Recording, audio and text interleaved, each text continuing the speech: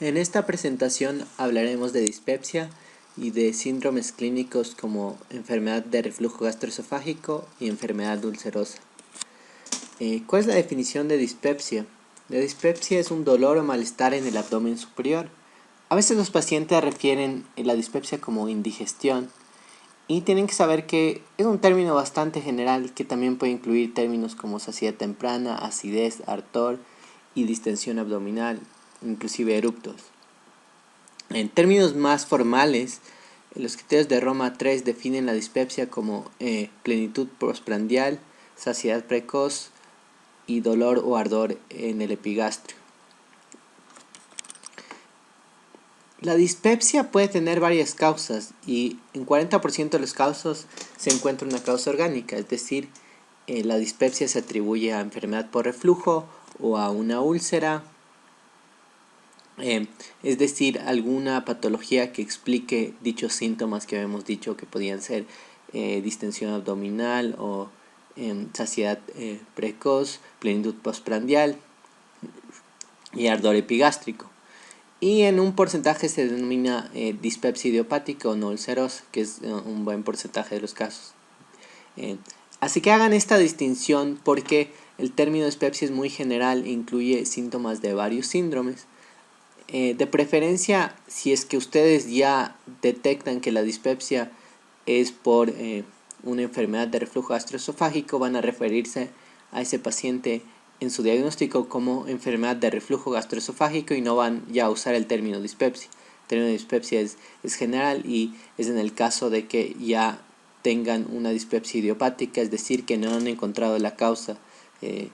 Si encuentran H. pylori como causa de la dispepsia y como úlcera, van a tener un diagnóstico de gastritis o úlcera por H. pylori. Así que no usen el término dispepsia a menos que ya hayan establecido que no tiene ningún otro diagnóstico.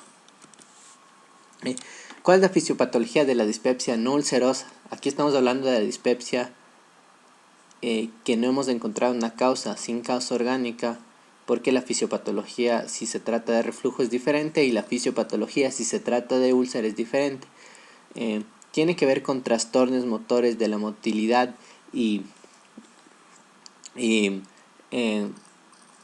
retraso del vaciamiento gástrico que puede explicar la sensación de distensión o de plenitud, mayor sensibilidad a la acidez gástrica, somatización de los síntomas. Se ha encontrado que los pacientes con dispepsia tienen mayor incidencia de trastornos de ansiedad, gastritis por H. pylori, disminución del umbral del dolor en la distensión, es decir que ante una distensión más baja estos pacientes tienden a ya presentar dolor epigástrico, o intolerancia alimentaria, diciendo que ciertos alimentos son más propensos a generar dispepsia que otros en ciertos pacientes.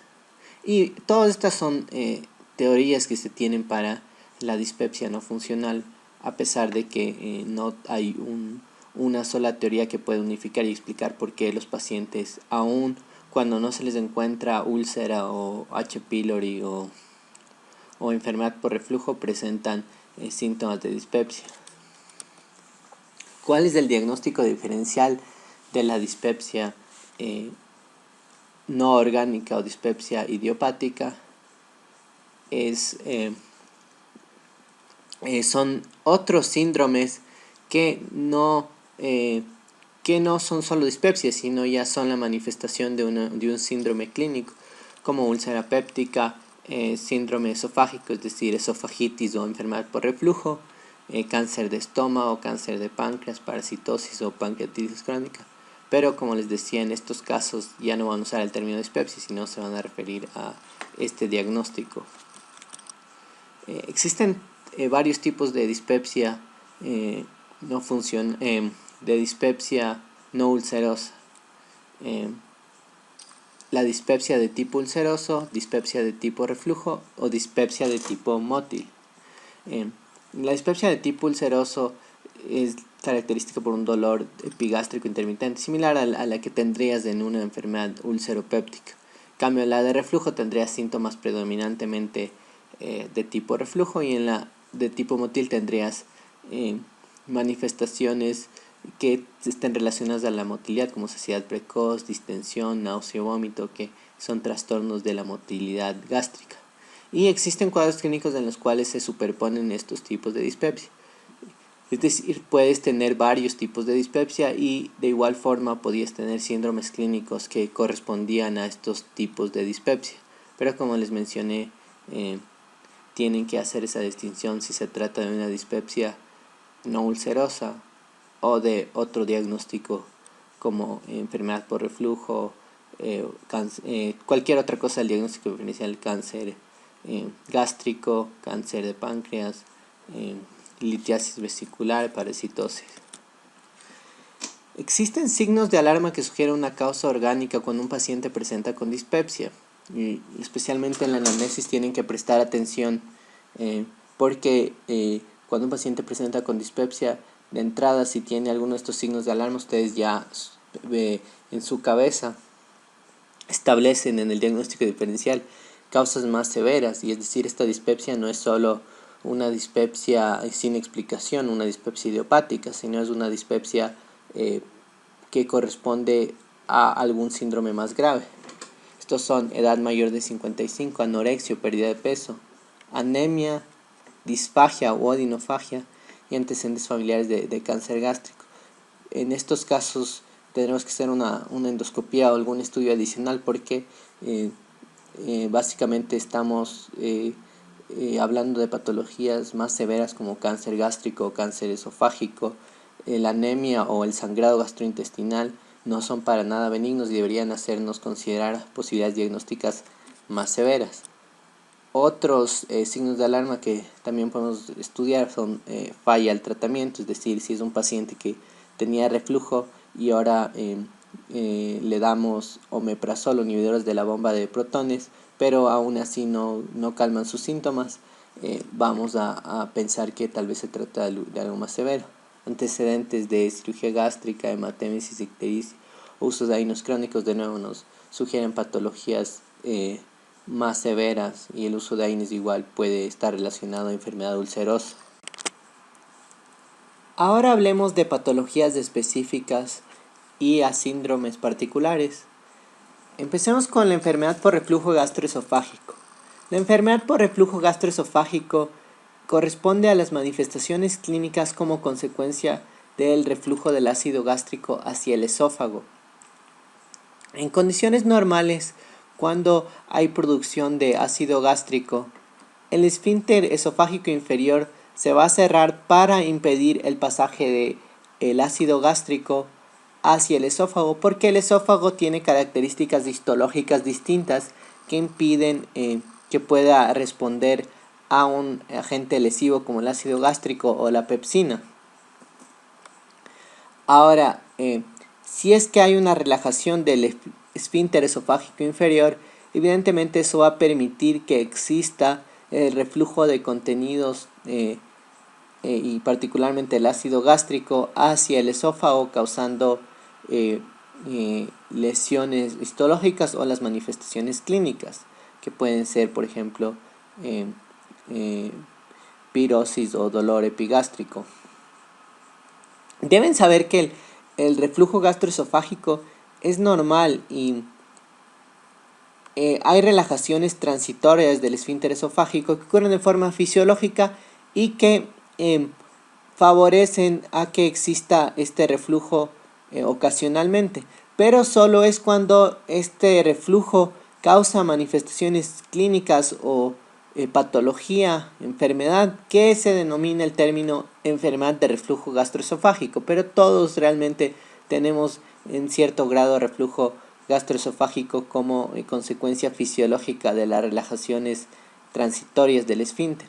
También el reflujo gastroesofágico se asocia a hernia hiatal, que es un defecto anatómico que favorece a que exista reflujo, y los pacientes con hernia hiatal tienen mayor incidencia de reflujo. Cuando el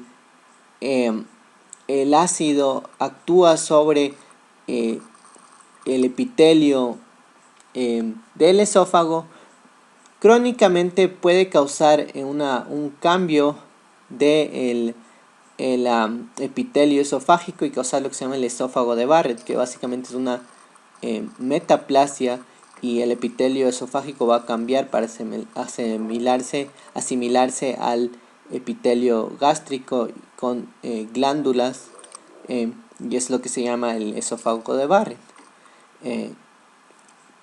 El esófago de Barrett es importante porque puede ser el precursor de un adenocarcinoma de esófago, y eso puede llevar a manifestaciones más graves como disfagia y a metástasis, como cualquier otro cáncer.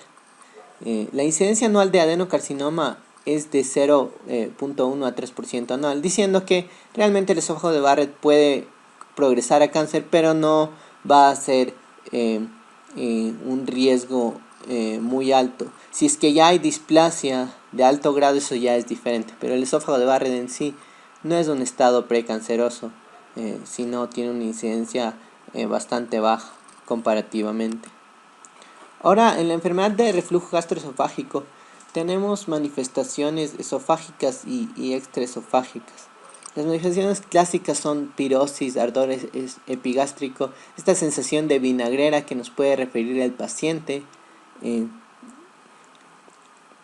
la disfagia y la odenofagia, que pueden ser manifestaciones de una esofagitis por reflujo, es decir, una esofagitis química por el ácido gástrico. El dolor torácico es otra posible manifestación del reflujo gastroesofágico, inclusive puede haber regurgitación. Esos son los síntomas clásicos del reflujo. Y las manifestaciones extraesofágicas son interesantes porque puede haber reflujo que llegue inclusive a otras regiones del cuerpo, y eso también va a tener sus propias manifestaciones clínicas. La ronquera puede ser una manifestación de laringitis, igual que la tos crónica si hay irritación de las vías aéreas superiores, erosión dentaria o asma, inclusive neumonía recidivante por el reflujo han sido descritas. Sinusitis y otitis media reflejan que el ácido gástrico puede llegar hasta estas regiones de las vías aéreas superiores. Ahora hablemos de síndrome ulceroso y gastritis. La enfermedad ulcerosa péptica es realmente el síndrome clínico producido por una lesión de la pared gástrica, y la gastritis se denomina la inflamación de la mucosa gástrica. Ahora, hacer esta distinción solo en base a la clínica puede ser complicada, y muchas veces dependemos de biopsia e histología patológica para determinar si realmente un paciente tiene una úlcera o solo una gastritis. Evidentemente las úlceras y la enfermedad ulcerosa es mucho más grave y puede llevar a manifestaciones como una perforación arterial y sangrado digestivo. ¿Cuál es la fisiopatología de la enfermedad ulcerosa péptica? La enfermedad ulcerosa péptica ocurre cuando los mecanismos defensivos son menores que los mecanismos lesivos. La mucosa gástrica tiene distintos mecanismos defensivos, como la producción de moco, la secreción de bicarbonato, el flujo sanguíneo local, las prostaglandinas, factores de crecimiento, que todos favorecen la protección y la regeneración de la mucosa y la protegen ante agentes lesivos como la pepsina, el ácido gástrico, la presencia del Helicobacter pylori, los AINES, porque los AINES inhiben las prostaglandinas, y eso, las prostaglandinas favorecían el flujo sanguíneo a la mucosa gástrica y su regeneración. Y tenemos otros agentes que pueden formar parte de los hábitos, como el tabaco y alcohol, que permiten la presencia de lesiones en la mucosa gástrica que pueden llevar a enfermedad ulcerosa. Así que en la enfermedad ulcerosa hay una erosión de la mucosa, y eso evidentemente tiene distintas manifestaciones clínicas. ¿Qué elementos de la anamnesis deben preguntarse en este tipo de casos? Realmente el interrogatorio va a estar enfocado a el dolor abdominal. Evidentemente las características, si es que es un dolor de tipo epigástrico, que sugiere una enfermedad ulcerosa. La relación con las comidas es importante porque a veces se puede distinguir de úlcera duodenal y de la úlcera gástrica en base a las características del dolor. Si es que el dolor cede con las comidas y luego aparece posterior a la ingesta de un par de horas, sugiere una úlcera duodenal. En cambio, la úlcera gástrica empeora con las comidas, no hay una asociación tan marcada y suele ser más severo, asociado a anorexia y pérdida de peso. Si podemos preguntar si hay síntomas de reflujo, si hay antecedentes familiares de cáncer gástrico o de úlcera péptica, también puede ser un indicativo de, de la causa de úlcera en este paciente. El consumo de harines es evidentemente importante en la historia y por eso hay que preguntar los medicamentos que está tomando, porque los harines, por la inhibición de las prostaglandinas, se asocian a el desarrollo de úlceras gástricas. Así que es importante preguntar si es que está tomando alguna medicación para el dolor. Puede ser que este paciente tenga un dolor de cabeza, un dolor de rodilla y esté tomando harines de forma crónica. Y en los hábitos, consumo de alcohol, café o tabaquismo también favorecen la persistencia o la aparición de estas úlceras. Episodios similares y evolución, especialmente si es un paciente que ya ha tenido enfermedad ulcerosa en el pasado o Helicobacter pylori en el pasado y le hemos tratado, pero ahora esta vez tenemos que establecer si es que hay un nuevo episodio o es otro tipo de enfermedad ulcerosa. Las manifestaciones clínicas, clásicamente podemos tener dolor epigástrico, acidez, la presencia de pirosis, es decir, acidez, que una sensación que llega hasta la boca, en la náusea, el vómito, la melena o la hematémesis, que pueden manifestar ya presencia de sangrado digestivo, y si es de forma aguda puede ser un sangrado digestivo agudo y una consecuencia catastrófica como una perforación de úlcera péptica, y manifestaciones generales como anorexia o pérdida de peso, que pueden ser sugerentes de cáncer gástrico y también tienen que ver con la incomodidad para el paciente para poder comer, así que seguramente va a haber una disminución de la ingesta de su apetito. A veces las úlceras también son manifestaciones del cáncer, así que es tan importante reconocer que hay una enfermedad ulcerosa, porque ese paciente va a recibir una endoscopía y se va a tratar de establecer cuál es la causa de esa úlcera. Aparte de los medicamentos, si es que hay Helicobacter pylori, y el Helicobacter pylori también puede causar adenocarcinoma gástrico.